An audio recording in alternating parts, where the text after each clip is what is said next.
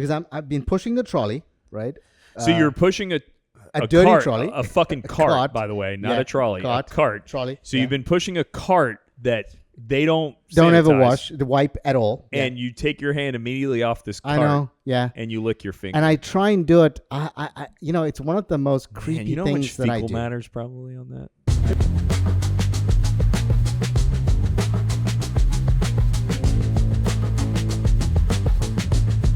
Oh my, oh my. Welcome to Motherfunkler. Greetings to all our fellow Funklers. Don't forget to hit like and subscribe. Please share our link with your friends and family. Send us your reviews, comments, and questions. They are greatly appreciated.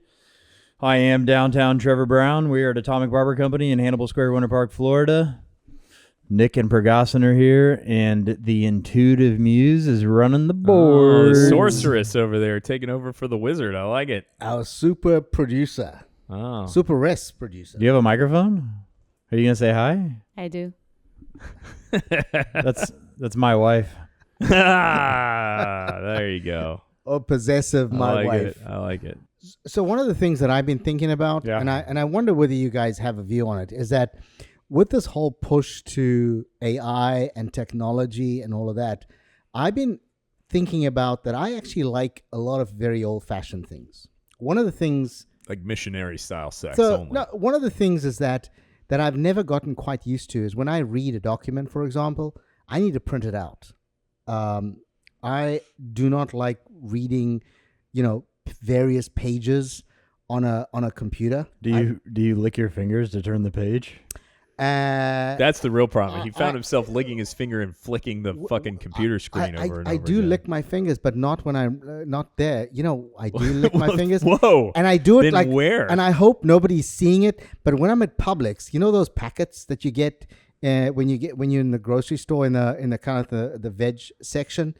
And you get that those little packets where you got to put your tomatoes or your onions or whatever in, and your croissants, and you can't, and your croissant, and you can't split the packet, and you got to do that quickly. I blow.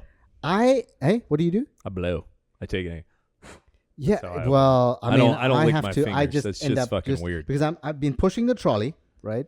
So you're pushing a dirty cart, trolley, a fucking cart, by the way, not a trolley, a cart. Trolley. So you've been pushing a cart that they don't ever wash the wipe at all, and you take your hand immediately off this cart. I know, and you lick your finger. And I try and do it. It's one of the most creepy things that I do. Fecal matter's probably on that. There's fecal matter everywhere. I know, by but the way. More so. Even in a controlled locked box, fecal matter shows up. You know that so if you've ever read about like perfumes, really high-end perfumes, they only have a certain number of scent profiles. One of them is fecal. They actually increase the amount of fecal profile in high-end perfumes and colognes. Why? Because it's like a pheromone in the right amount. It's something that is attractive to human beings. I mean, they're doing it to make money. They're doing it to sell their fucking wares. So they're doing it for a particular reason. Coffee's another one that fecal is one of the profiles. So do you find, Nick, in your business that you tend to print to be able to read all that documents, or are you comfortable just looking through on your I mean, I will tell you, I've been you can't possibly print the sheer volume of shit I have to read every single day, but I did find in my class that I'm doing now, where I wrote writing my paper and you have to do a lot of source material, I did find myself printing some and being able to ingest the idea and think about it better when it. Do you think? Yeah, that's the point. I think it's just because that's what we're used to. Yeah, but I actually enjoy it now. I haven't gotten over that technology. The leap to the next level. Mm-hmm. Cheers, Nick. Cheers, guys. Cheers. It's just me and PR right now, everybody. Taking a shot. But I've been now consciously almost saying I want to push back on all this technology stuff, right? Because there's a lot of the stuff making it easy. And I certainly haven't gotten over just reading proper books. So I read a book a week, but I don't do electronic books at all. I had a Kindle years ago. I read a book. I read books often. And by read, I mean listen to them on Audible. So I was gonna say that I haven't made that that giant leap. I spent my entire life. I've always been a reader. I've read a lot of books, and I made a huge discovery about myself that about 5-6 years ago, my brain ingests material so much better if I'm fucking listening to it. Oh, And really, it was with the advent of me listening to podcasts. And I listen to a lot of podcasts, but I ingested so much better listening to it, and I got into listening to audiobooks, and it is completely different. Like, I actually understand, I collect, I maintain the information. So much better. I highly recommend it, PR. And I don't know if you like fiction.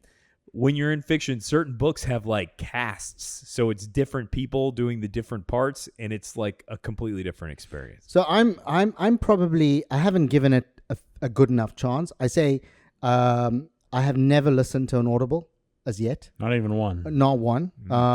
Friends have gifted them to me because they're trying to like convert me. I've not used it. My Kindle, I've stopped using it probably 5 years ago. And I'm still reading. I enjoyed reading books, so I enjoy. Are you reading anything right now? Yeah, I've got about 3 books at the moment that I'm Are reading. you reading anything that's not self-help? No, I never read self-help books.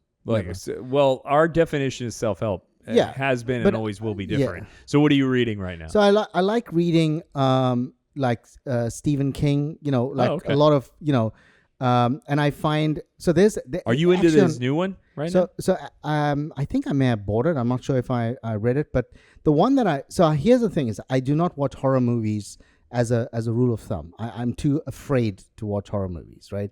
I like watching a movie that's going to keep me relaxed, not going to push up my heart rate. I'm going to have a good night's sleep.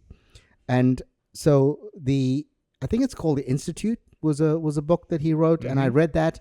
And I must say, I love his books, right? But nothing in his book scares me. And that's a funny thing. But so I just saw on Amazon, they've now got The Institute on Amazon. And I'm going to watch it just to kind of prove that Compare theory. it. And you shouldn't be scared if you already know what's going to happen. Yeah, but it's a scary book, though, because I don't imagine it as much, But here's the thing. Books are one. Then the other thing is, which I don't have, but I'm thinking of getting, is a CD player. I think, and then I also want to do a vinyl. I know you bought tell me about the record player. You bought the turntable. I have it wasn't a new turntable. From Bang & Olufsen, I got a new, the actual receiver, amplifier? the tuner. Right. That is like the hub, I guess. Right. I don't know what to call it, but receiver is what I would So you call didn't it. get a turntable, though? No, the turntables at Bang & Olufsen are like thousands of dollars. Yeah, but you got another turntable, don't you? I do. No, yeah. Yeah, but it's just an Audio Technique 60. It's Right. like base model, normal.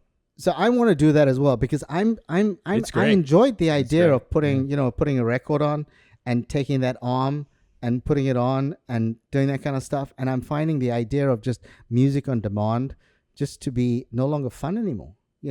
Watching movies. There was a time when I was growing up, going to the video store, as we called it, to hire a movie. It was a Sunday afternoon. I own over 100 DVDs.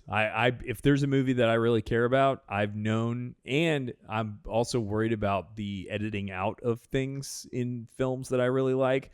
So I have over 100 DVDs that I own so that I can watch the physical media. Do you think we're going to get to a point now where we're going to have like those of us like me that are going to want to enjoy the way things used to be? And almost say we are not embracing AI in certain areas. Because in my business, for example, I like to embrace AI. It has made lots of parts of my business a lot simpler. But in my personal life, I really would like to select a movie. I don't want Netflix to select it for me. I don't want Amazon, because it does, right? It chooses the movies because of my history of watching movies. It doesn't give me an opportunity to find something else. What do you think? Yeah, that reminds me of what I forgot while I was peeing. I was gonna mention literally that I watched Happy Gilmore 2, and I haven't watched What do you think? Because I watched it. Fucking terrible. Yeah, I thought it was. Since Amanda and I watched that, I haven't turned on the TV. Yeah. I mean, I got to tell you, And- I'm not excited to watch it because what made Happy Gilmore 1, I haven't seen it yet, Happy Gilmore 2, but it's a different formula. Like Happy Gilmore 2, it seems like what he tried to do was just loosely use the characters to tell a small story, but it's really a vehicle for 90 minutes of just fucking every cameo he can possibly slam into it. Half of these people I don't even like or care about. Like I don't need to see Eminem. Like I don't care about Eminem at all, and I know he's probably a prominent spot in this fucking movie. He used to have the same 5 guys that weren't celebrities do all the different roles, and it was fucking hilarious. He had a couple of cameos in Happy Gilmore. I mean, Bob Barker was in the original, but there weren't, and like all these other obscure golfers happen to have cameos, but there weren't. It wasn't, let's do the pop culture of 2025 and slam all these motherfuckers into this movie like it was, like it is. It seems that Happy Gilmore 2 would be. And this is coming from somebody, I just saw The Naked Gun, and it was fucking great. I thought it was excellent. I haven't watched it. Naked Gun 2, I think. What is it? It's just called The Naked Gun. The new one with Liam Neeson. Liam Neeson and Pam Anderson. I haven't watched it. Pam but Anderson is the same. It's like watching Baywatch? Priscilla Presley. Like, well, Priscilla Presley, who was in the first Naked Guns, was also like not really an actress. She's famous for being Elvis Presley's wife. So she was just there. She was good looking, but age appropriate for Frank Drebin back in 1988. And I loved it. Pam Anderson hits the same notes. Like she is clearly not. She's not going to win any Oscars for her acting. Okay, she's still Pam Anderson. I think the thing with Happy Gilmore though is that it has transcended a number of generations. Kids enjoy watching Happy Gilmore for what it used to be. I think it's, I don't want to. I will use the word iconic, but it's not. It is one of those that has been around for a long time. Those two movies, Billy Madison and Happy Gilmore, made Sandler. Yeah. Like So, that's where he really exploded. And I can't understand why you would try now to bring out Happy Gilmore 2. Because everybody's going to watch it because they want to see Happy Gilmore 2, but it's a huge But it's a pile put-off. of shit. It just and- kills it. Yeah. It kills Happy Gilmore. That's sad. The original. I know I'll end up seeing it at some point just because I have to, It's but horrible. I'm not excited about it. I want to not one up you, but expand even more. Like historically, I don't even want to go to DVDs or VHS. Like I think I'm tired of watching shit on TV, man. I mean, I agree with you there. Like I watch the same shit over and over because I have no desire to watch anything new. I watched Flatliners this weekend, Okay. which is from 1990.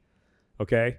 And it's a horror movie, but it's like a 1990 horror movie that had Kevin Bacon, Julia Roberts, William Baldwin, Kiefer Sutherland, Oliver Platt, like a lot of actors, and it was like a total 90s pseudoscience horror movie.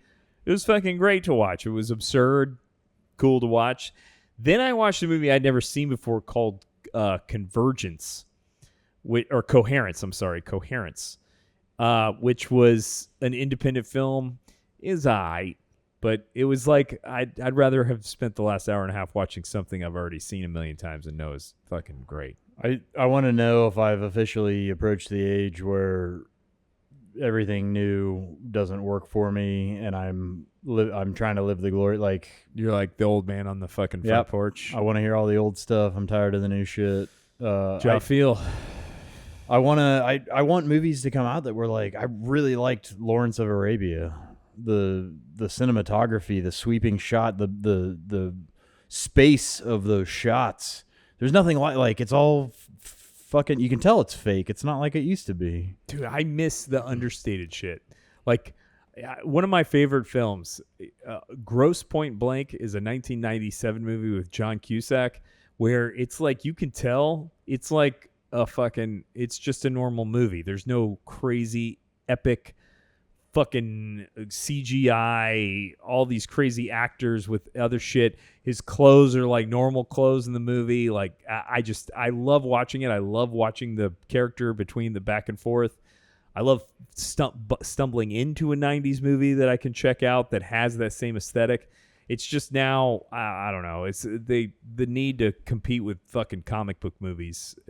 Everything's got to be this grand scale, and it drives me crazy. Interesting, because I think in the creative industry, and I mean, I'm not in the creative space, but I think in the creative space, which is probably a lot more where Trevor is in, a lot of the stuff that we're seeing now, the AI stuff, is in that space, right? Which is strange, because you would think it was going to be in the kind of in the legal stuff and the accounting stuff, but it's now in making music, and it's doing design, and it's doing a lot of those things, and we are pushing back on that. We're saying no. I want to listen to the vinyl. I like that music, that crackling sound. I like. Well, I can make an argument about that. So the reason, and I can make an argument about that because I very much feel this way. I enjoy and collect vintage video games, way lower quality of graphics, much tighter controls that are much more simplified. It's an actual trick, like it's an actual battle between your brain and this computer, as opposed to like an Xbox 360 or a fucking PlayStation 5 where you have 37 buttons that you have to figure out. You have to have a training class just to play the fucking video game. Like, the secret to video games were always easy to learn, impossible to master. That is the realm you're looking for with video games. And I think, and I love watching TV on fucking tube television sets that are not high definition. I love listening to vinyl. And I think the reason why is because there's always going to be imperfections. They're fucking covered up by this shit. Like, it's a grimy, and that's part of the art that I personally enjoy. So that's what I think of when I think of records. If you're listening to a CD, you're going to hear every little thing. Audiophiles jizz their pants. Good for you. I'm not an audiophile. I just want it to be fucking rad, and it sounds more rad when it's coming off an old school medium. Yep. I think. Well, I'm giving up on streaming. Yeah? Trying to figure out what I want to, like, I'm going to watch something tonight and or tomorrow. Yeah. These are I'm getting ready to go into rest and relaxation mode. I don't imagine going out yet in heat, and so I could read a book or listen to a book, but I think I'm going to start going back, instead of expecting and having titles and trailers force-fed to me. I think I'm going to go back and watch some old school stuff. Can you go to like a video store in Orlando? Is there a video store? There's only like one Blockbuster left in the entire United States. Well, there's a place in Atlanta called Videodrome that is a old school Blockbuster style video rental store. I've been there. It's fantastic. I listen to podcasts of people who go through that store picking out random titles. That's where I find a bunch of my vintage, like they go through random titles that are all at least 20, 30 years old. That's where I find like movie ideas that I go through that maybe I missed. But in Orlando, I don't think there is. I reached out to Comcast owns the Blockbuster fucking, IP.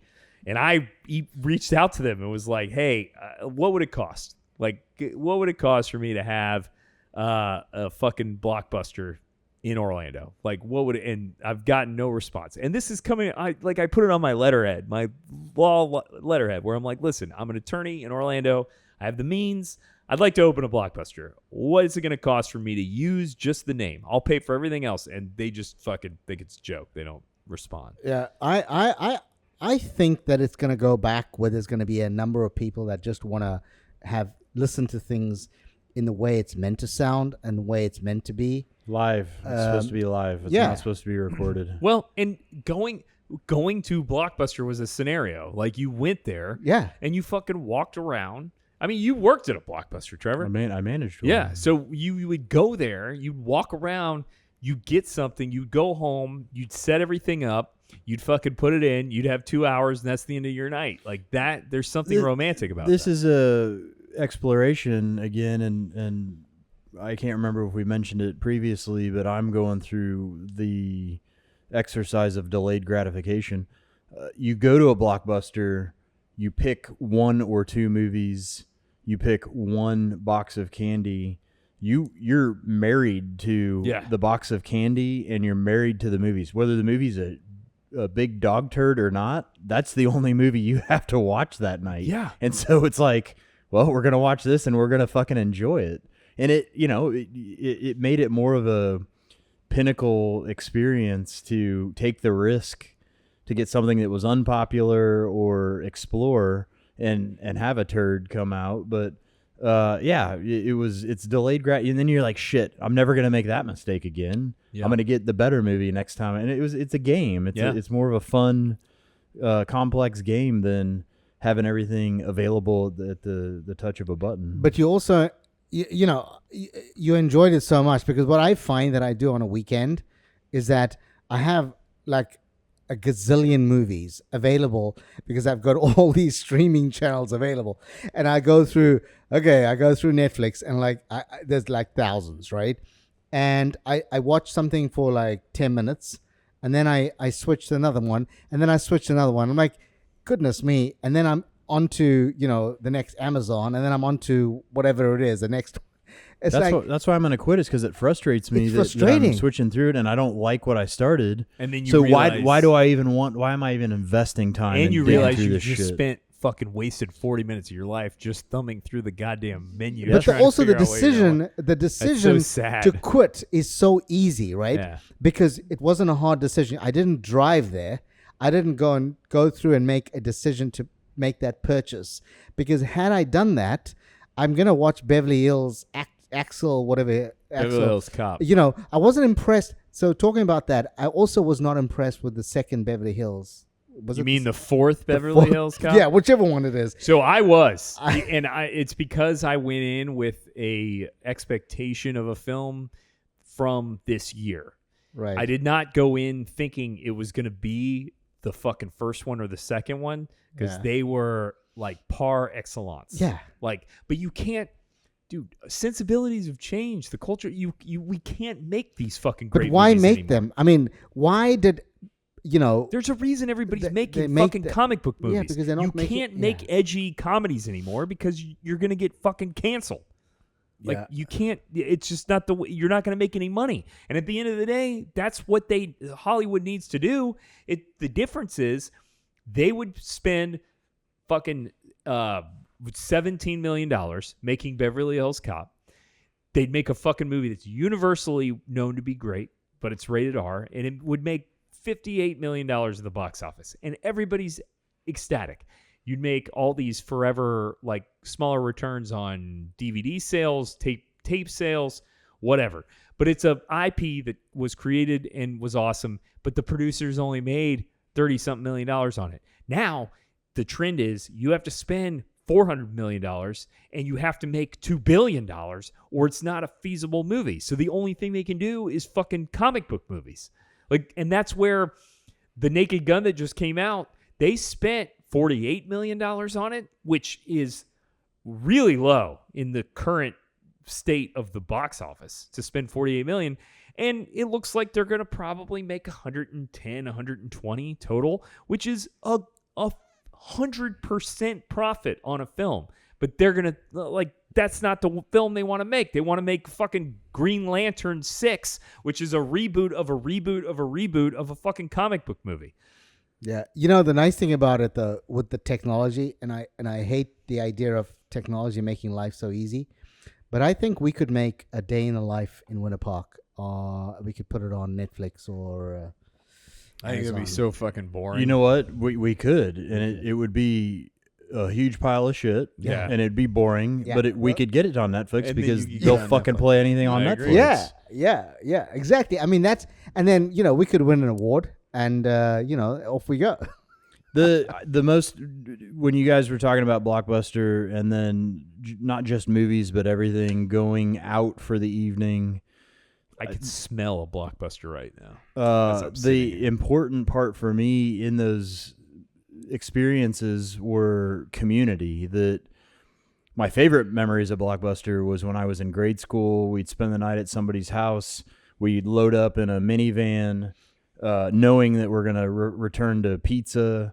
You're excited with your buds to go pick out a movie. You're taking the risk to commit to the one movie. It's this community activity, and then to come back and watch entertainment and laugh as a group or be scared as a group. Now it's, and then stand-up comedy, are we going to go see this person live? Are we going to go to dinner before? Are we going to have drinks after? It's this, but the way it's turning out and what I'm being turned off about is everybody's watching shit on their individual cell phone. They all have individual earbuds playing different things. We're missing, and even food down to Uber Eats. Like, it's one thing to go out on a date night with Amanda and pick a restaurant and be around other people and hearing laughter and conversations in different parts of the room.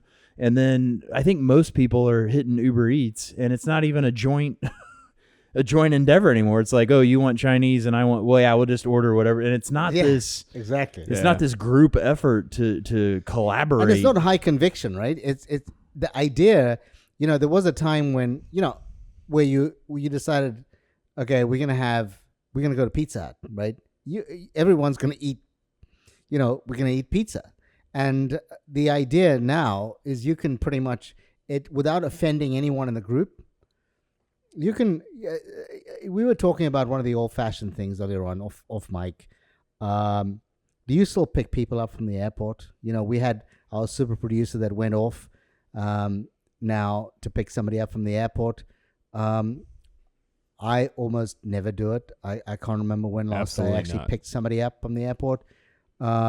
Socially, to me, it is completely acceptable. But I can think of like my business partner in South Africa. Whenever I fly in, he's 78, and him and I are great friends, Martin and I. And whenever I fly into Cape Town, he lives on a wine estate in Franschhoek, which is about an hour's drive from the airport. Whenever I fly into Cape Town, he insists on picking me up. Now, him picking me up means this. He drives not just an hour, right? My flight inevitably will be late 15 minutes or whatever it is, 20, whatever the number is, right? But he's also got to park the car. So he's got to factor in an extra 45 minutes to park the car and walk to the terminal and then wait there with a big smile on his face and then know that my flight's 20 minutes. And then I've got to pick up luggage and then, see him. But to him, it's what he does, right? And to him, I know he feels it's disrespectful to his relationship with me. And I don't see that as when I have family flying in from South Africa to Orlando. I really say to them with all the love and respect in my heart that I'm sending you an Uber or a driver to pick you up. Do you have a contrary I think view? it's acceptable to do the Uber thing. I don't send an Uber because everybody has their own account. They know what gate they're going to be at. I don't want to have to coordinate that shit. I have on occasion on occasion in the near past picked up Amanda if I'm not working, if she's flying back in. I haven't seen her in 2 weeks and it's like a day off.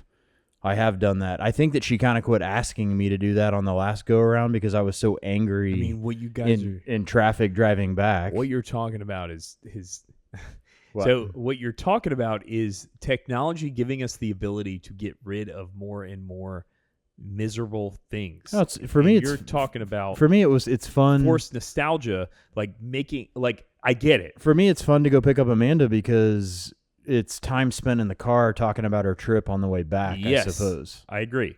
That's what I'm saying. Your friend, PR, who lives, in a winery or whatever, when they come to pick you up, part of the visit is this forced social situation. He's willing to, because he has an old school mindset, he's willing to Well, maybe not even willing. Maybe he wants to. Yeah, he's wants willing to connect with deal you. with the terrible shit because of how much he wants to spend the time with you, even if it's just the walk from the airport to the car and then the ride back. So he's willing to deal with the traffic, deal with the 45-minute walk, deal with all this bullshit at his advanced age because he wants to spend that time with you.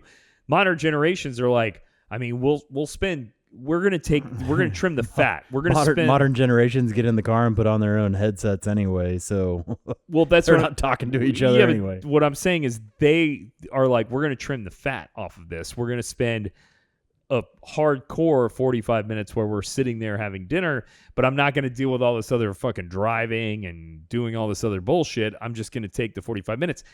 I'm not saying that's right or wrong, because you are losing experience. Like, some of the funnest conversations I've had with people, like my little brother and stuff, were in the middle of, sitting in a fucking church during a wedding or a funeral and making jokes and shit. Like, these are fun things that if you're trimming the fat, if you're using technology to its full advantage, you don't need to do. Like, I'm realizing now, most of the people that come in to visit me typically rent a car. And so that's taken care of. They have to leave. They have to take a tram from the airport to the car rental place, and they're using the car for a week or two while they're here. Well, nowadays, and so back then, that's another advancement in technology that's helping to trim the fat. Nowadays, it is a lot easier and cheaper renting cars. Back then, in the 80s and 90s, people didn't fucking rent cars. They depended on their family to pick them up at the airport and drive them back. Because they were poor. Money was different. I think it was viewed differently. I think they were like, we would never waste money on renting a fucking car when our family's going to come pick us up. I mean, look at National Lampoon's Christmas Vacation. They have all the fucking grandparents, everybody, and the Griswolds are driving around the entire time, because that's what fucking families did in the 80s. You went to the mall together, all of you. You had shitty fucking lunch together, all of you. Like, that's what you did. Now it wouldn't be like that. Now it would be like, oh, we're going over here. We'll reconvene. And it's just, I'm not saying it's better or worse again. There's positives and negatives. So my thesis though is, and I'm struggling with this idea. Is it disrespectful to have somebody flying in to visit you, Nick or Trevor, and if they're not renting a car, they're coming to visit you for a weekend. And you say to them, get an Uber, or I get the Uber. It's easy to get it. I know which terminal they're getting in. I think it's the person. I can call. Let me put it this way: I don't think it's disrespectful to not pick somebody up and to expect them to get an Uber. I think it's special if you do pick them up. So you're saying it's special? If you make a trip to the airport, it's for a special reason. What I'm saying is that to spend the extra time with that person and to have the energy exchange of, I care about you seeing my face when you come out of the terminal, and that we're going to sit in the car and catch up and have a good time.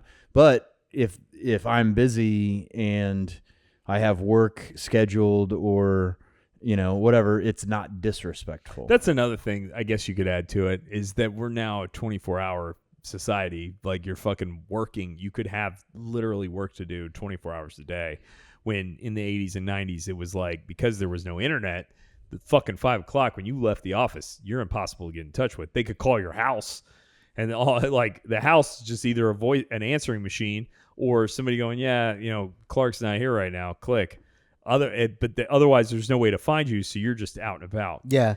So I think the respect part comes from whoever it is that you're picking up. Like, personally, if I'm flying in to visit a friend, I do not want my friend picking me up. Yeah, exactly. Like, I want to fucking take an Uber. I honestly want to feel go to that. the bathroom. I want to eat whatever the fuck I'm going to eat. I want to get to the hotel. I want to shower. I want to change. I want to be relaxed. And then I want to go have drinks and party with that person. Totally agree. So, one of the things, so my wife's sister is going to be coming over in the next couple of months. And so my wife and I had this conversation last night. Her sister's flying into Orlando. And I said, we'll arrange an Uber. And she said, no. I said, well, then we'll arrange. We have a person that we use on the odd occasion, because Uber is most convenient. But we can have a driver that can pick her. And then they have a special parking area in Orlando Airport. Totally worth it. And it's fantastic. And they have a name tag. The whole thing. I'm like trying to convince her. And she says, no, it's her sister. She's picking up. She's going to the airport. Like, that's like half a day. That is half a day. Plan for half a day. It's not like you're in and out of there, right? And so I'm not. It wasn't an argument.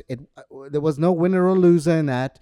I made my point, and she said, no, she's picking her up, and I thought, I wonder about a number of other people that I've chosen to call an Uber for. Would they have seen it as being something that I was disrespectful, or I didn't make it special? you made a case. It is special. I think you're right. It could be that sometimes we should make people feel special, and have that inconvenience in our life, because we do choose, with all the technology we have around us, to choose the least inconvenient path. The path of Right? least resistance. And we Yeah. just say, okay, I'm going to call the Uber, and then I'm going to do Uber Eats, and I'm going to watch Amazon, and Netflix, and end up with, Beverly Hills, Yeah. Axel Foley, and Oh. that's the evening, right? Which, by the way, I love those fucking movies so much. So great. What's his name? I've forgotten his name. Eddie Murphy. Eddie Murphy. Yeah. I was trying to think of his name. I couldn't Come get on, it. dude.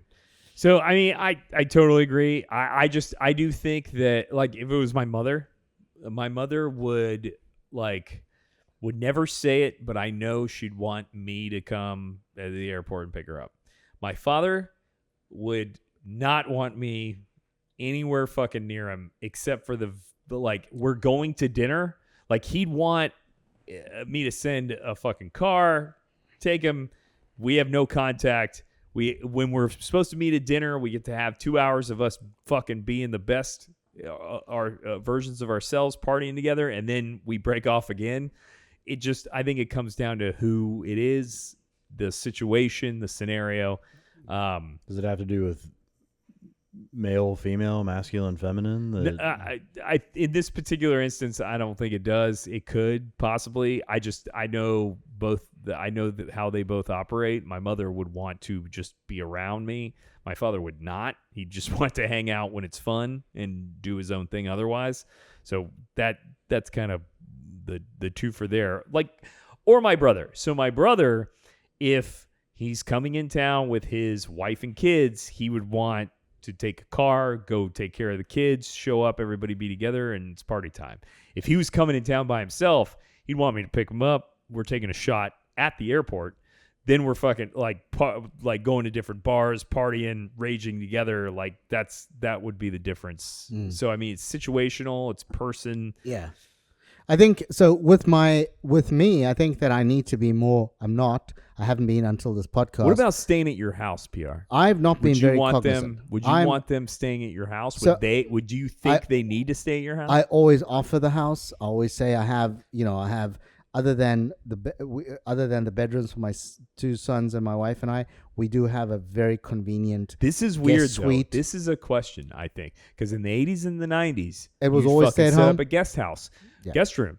Stay at the guest room. Again, money was different back then. It's not that everybody was poor or rich or whatever. It's just it wasn't a thing in your mind that you're going to stay at a hotel. Like, you'd stay at somebody's place. I would rather not go to wherever it is than stay at somebody's house. I'm not staying at somebody's house. I need a private, professionally clean bathroom that nobody has access to except for me at all times. So I'm not staying at somebody's fucking house. It'll make me uncomfortable the entire time. Like, I can't walk around. I can't be who the fuck I am. Like, I can't do what I'm going to do, like, with my wife around and fucking, like, I want me and Linda, our place. We'll come over and hang out later. I'm not staying at anybody's fucking house. Yeah. Like, that shit is weird to me. But in the 80s and 90s, that's the way it was. So I'm interested, PR. And So I say that one is I need to be more cognizant. One, that some people need to be picked up.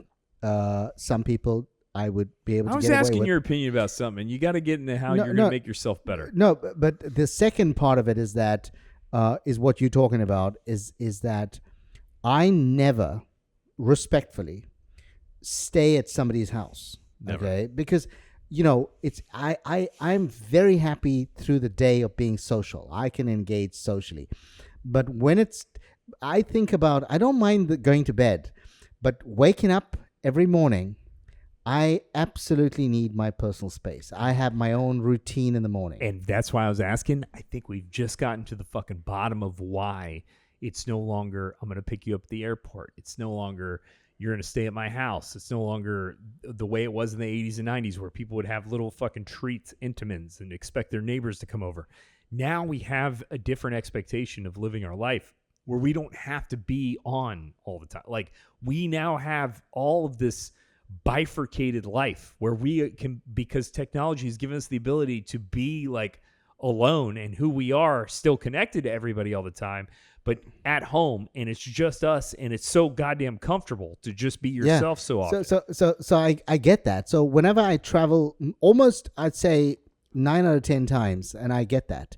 But there's times when I travel someplace and I accept that I'm not going to get my way because it is so disrespectful. So here's the times. One that comes to mind immediately is when I fly to see my dad's brother in Dublin, in Ireland. He will absolutely never accept that I stay in a hotel. I absolutely need to stay in his house in one of the rooms, right? There was a time when both my cousins, so they have a 3-bedroom house. My cousins would have to, share a room whilst I was there. Yeah. And that was a big deal for me, right? That I was, and I not wanting to stay in somebody's house. To this day, whenever I fly to Dublin, now the kids have moved out, so there are 2 extra rooms. So I know that it's not a complete inconvenience, but it's still something that as I get older, I need more and more private space, unfortunately. But it would be so. Dublin, absolutely no. I would never be able to stay in a hotel.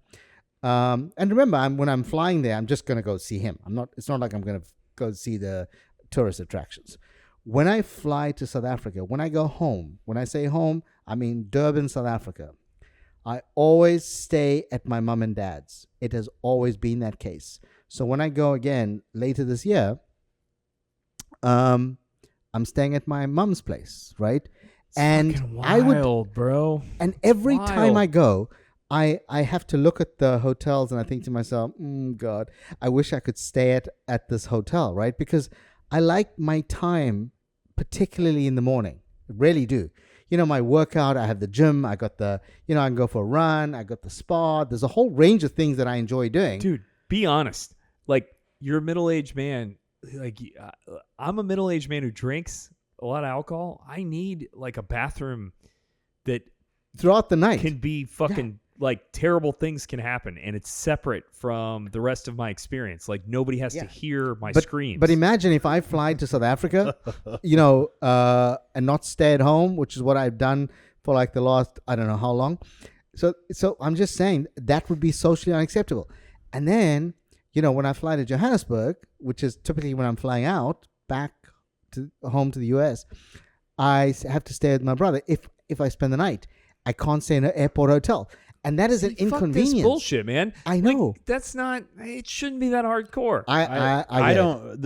I want to weigh in on this. I don't like staying at other people's houses, sort of because of I need my own space, but more specifically, I don't like. I have traumatic memories of the control the host has over schedule. Yeah. So like you stay at somebody's house, I think that at least in the days of yore, they felt obligated to be like, we're going to have breakfast at this time and we're going to hang out at this time. And then it becomes this odd exchange. You also feel bad because they expectation. are putting in a bunch of work. Like, so if like, I remember being a kid and loving it. I remember being a kid, and there was a plastic surgeon that was rich, friends with my family, and every Labor Day we'd go to his house in Clearwater, and it was this compound. He had a shooting range in the basement, a full fucking gun range with buckets of bullet. Like, that's where I learned to shoot a gun. He had a green room with arcade machines everywhere. He had a fucking thing that you'd get into that was a full body massager. And this is in the 80s and the early 90s. I loved going there. Looking back and through the prism of my eyes now, if I were my dad, I'd be like, this is a fucking nightmare. Because it was always like what you said. It's breakfast at 9. You need to have your fucking ass there, and whatever the hell we're making, that's what you're eating. Because it's breakfast, and we're busting our ass doing this. Here's lunch. Here's dinner. Here's the entertainment of what we're fucking doing. And that's what you had to do. And you had to put a fucking smile on your face. As a kid, I love that shit. As an adult, that would be a nightmare. Like, you're not only doing something you otherwise wouldn't choose to do, you have this guilt because you know that although it's not what you want to do, your host is really busting their ass to put this shit together. So you have to. Hey man, thanks for the Casserole. the Thanks fucking for the green bean. thanks for the tofu fucking frittata. It was delicious. Thank you so much. Shit, man. So how do you politely say to people, I'm actually gonna take an Uber, and then I'm gonna stay at a hotel, and I'll see you for a few hours. I think in maybe the instance that you're exploring, there is no polite right or wrong way. You should just be straight up and be like, thank you. I am going to take an Uber. I appreciate the offer to stay at your house. I will be staying at a hotel. And light, dry, straightforward, blunt is the best approach. So when you I go take to- the tact of doing what I've been doing on this podcast, which is explaining like I don't stay anywhere where I don't have my own fucking completely separate bathroom. Like, this is a rule that I have. Call me a fucking weirdo. I don't give a shit, but this is it. And I love you. I want to be at your place and I want to fucking party, but I need a place where I can go where in the morning after drinking 12 Jaeger bombs, I can fucking be myself for an hour and then go about my day and you won't even know. But it's not going to be in your guest bathroom with some fucking kid knocking on the door while I'm in there doing what I have to do to survive. So Trevor, when you go back to Wichita, Kansas, Yeah. do you stay in a hotel? No, my parents' house layout is such that It's kind of a separate house. They have two-story, so Kansas has to have basements, which is fun. I miss basements here. There's two kitchens. It's virtually separately functioning. That's pretty cool. Downstairs is nice and separate. It's a larger space. And they would never come up and be like, "Hey, everybody, what's going on?" Like you're up there. And They're you're so just, laid back as far as schedule. I think, that's and cool. I think that we've learned to exist where usually if I'm going back, I'm taking Amanda with me, or in the past I would take like a college buddy, and I control the schedule. I'd be like, I want to show my friends this, and this, and I would set everything up. So it wasn't like I had a bad travel example. Took Amanda to where the hell is Mark Twain from? Hartford, Connecticut, and stayed in my buddy's house, and it was a nightmare. Should have gotten a hotel, should have set our own schedule and said, yeah, we can do dinner with you here, and here. We're going to go sightseeing for these things. Do you want to go with us? I should have taken the control, but it was very uncomfortable, very awkward, very dirty, and it was not like regret. Like it put strain on Amanda and I's experience and relationship. Like we were both getting pissy with each other. It was fucking terrible. That's what happens. Yeah, I think that I would agree. I've had one bad experience. Not staying with somebody though. I have mentioned to you guys. Went to a strip club. Here we go. I never go anywhere DJ Tickle Sack. without my own car, right? I think I told you guys that. Only because the one particular Saturday afternoon, we decided we're going to go the evening, late. We're going to go to the strip club. And I went in and decided, 20 minutes later, I'm leaving. Sure. And my no, I mean, that's what you said. Many my times, wife's but brother-in-law said to me, nobody fucking believes buddy, you going to find your own way. I'm not lifting you. And my house, my apartment at the time was like 10 minutes walking, right? Or no, 45 minutes walking, 10 minutes driving. And Saturday night, he said no. And I said to myself, never again would I go anywhere without my own car. Yeah, but dude, so Uber. that's a rule. Uber makes it. There was no Uber at this I time. get it, but Yeah. there is now, and there Now always there is. will be. Yeah. So you don't need your own car. Yeah, anymore. but I typically now, but as a rule, there with staying with people, I've not had that bad experience, and I get it that people would have had it. And you saying I'm trying to picture that with all the places I've been to. No, it's always been like, what time would you like to have breakfast? I'm not having breakfast. It's only going to be black coffee. That's fine. So they are respectful to that. I'm going to get up at 5 and I'm going to be reading. So I'll sit in the TV room and I'll read until, you guys sort yourself out. But there's only a handful of families, and it's almost the families that I've mentioned, which is, when I fly to South Africa, never stay with my sister. Never. Right? I think I would shoot myself. If she listens to this, she would know that I would shoot myself before I stay at my sister's place because it's just too organized. I like Dude, to be. I would never stay at my Your brother's sister place is more 'cause they're organized kids. than you are? She is. Yeah. No, I'm not organized at all. Bullshit. No. I'm saying that my organized is about my way, right? So I'm organized. I want to get up at 5. I want to do my shit. Her ways, they sleep at 8 and they do their things in that way. So if I had to come in and say I'm going to do it this way, it'll be like, oh my god, what are you doing? I feel you. I mean, that's the reason why I'm saying. So they're not going to do it, right? Never be a house Whereas guest. my brother, he would be like, what do you want? You're going to drink wine until 11, 12? Okay, we're going to do that. And then waking up, what time do you want to wake up? You want to go to the gym? You want to go, that's my brother, right? He would do whatever as it goes, right? Which is fantastic. My mom is the same. It's what do you want to do?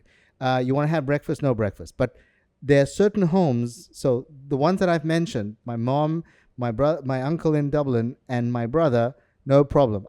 It's the only 3 exceptions in the world that I would ever visit family, and I only stay with family. Friends, never, because they are my friends. I don't know what their lives are like. It could ruin your friendship. It could ruin my friendship. So whatever I know I don't about fucking friends stay with anybody, bro. is that I would have a drink with them, Nope. and then I would say, I'll be there first thing in the morning until I, do my stuff. I remember early courtship staying with when you're dating people.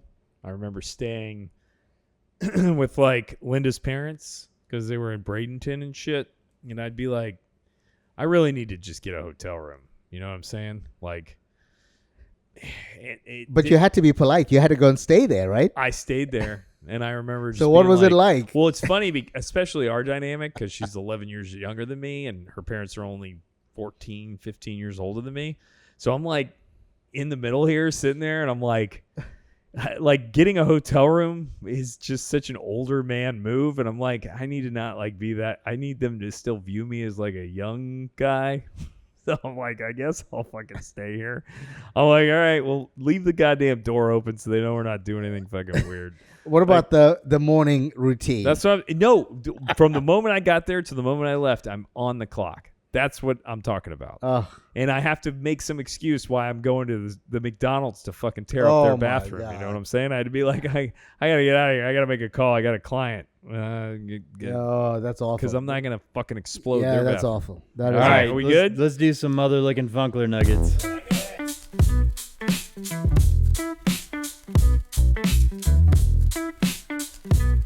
I got one. What do you got?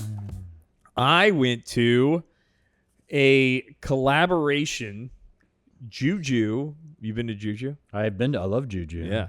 So Juju and Noragami Sushi from Winter Garden had a fucking invite collaboration. I've heard about that sushi. It was in fucking insane. It Right. was only 20 people there. They closed the restaurant down. This was on Thursday night. And it was Taiwanese and Japanese as a fusion, drinks and food that they just brought out. It was crazy. It was insane. We are so lucky to have this sort of food scene. So would you say Noragami is one of your best sushi experiences? So I've never eaten at Noragami on its own in Winter Garden. That's outside my bubble. I don't really head out there very often. And we had a lot of sushi. We had a lot of raw fish, and it was excellent. But I will still say, being in Japan for 15 days, cadence is fucking number one. It just is. But this was excellent. Juju knows what they're doing. The ambiance there is great. I love the 80s technology that they have everywhere, the old TVs. They plopped down just for a centerpiece before we got to our table.